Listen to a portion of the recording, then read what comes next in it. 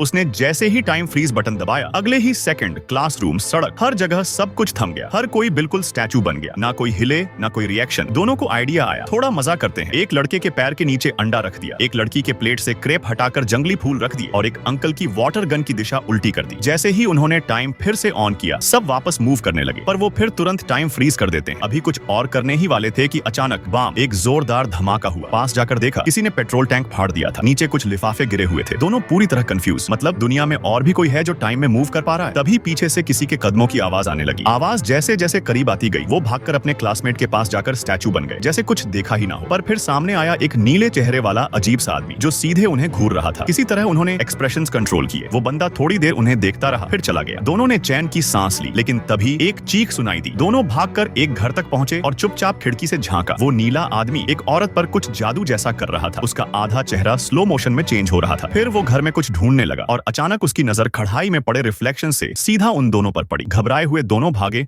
और सीधे घर जाकर दरवाजा लॉक कर लिया। अब लड़की ने सब बताया। कुछ दिन पहले एक बुजुर्ग लेकिन हॉट सा लड़का आया था, जिसने कहा कि वो उसका पुराना दोस्त है, लेकिन अब कोई एवेटार लुकिंग आदमी उस पर जादू कर चुका है। वो एक बॉक्स देकर चला गया। बॉक्स पर एक कार्ड चिपका था, अगर तुमने इसे उठाया तो मैं तुम्हारी कोई चीज ले जाऊंगा। उसी वक्त पास में रहने वाली एक बूढ़ी औरत आई और बॉक्स उठा लिया। उसने बहाने से उसे अपने अलमारी में लॉक कर दिया, लेकिन लड़की ने सब देख लिया। जैसे ही बूढ़ी औरत गई, लड़की ने हेयरपिन से लॉक तोड़ा, बॉक्स निकाला। बिना किसी गिल्ट के घर पहुंची और खोल ही रही थी कि उसकी माँ आ गई। जल्दी से बॉक्स को पीछे छुपाया, लेकिन गलती से बटन दब गया और उसकी माँ फ्रीज हो गई। घबराकर फिर से बटन दबाया, माँ नॉर्मल हो गई, लेकिन बॉक्स लेकर जाने लगी तो लड़की ने फिर से उसे फ्रीज किया और बॉक्स को बेड के नीचे छुपा दिया। अब उसे बॉक्स का गेम समझ आ चुका था। दोस्तों को प्रैंक करना शुरू कर दिया, किसी का आइसक्रीम और मोबाइल आपस में बदल दिया। दोस्त को सब बताया और दोनों मस्ती में लग गए। लेकिन तभी उन्हें समझ आया कि वही नीला आदमी बॉक्स को ढूंढ रहा है और जैसे उसने बूढ़ी औरत का हाल किया, वैसा ही उनके साथ भी हो सकता है। डर के मारे दोनों ने बॉक्स खुद ही सरेंडर कर दिया। उन्हें लगा अब जान बच जाएगी, पर नीला आदमी मानने वाला नहीं था। जैसे ही वो दोस्त को चोट पहुंचाने वाला था, लड़की ने चिल्लाकर बोला, बॉक्स मैंने चुराया था, और बोली, जो सजा देनी है मुझे दो। उसकी ये हिम्मत देखकर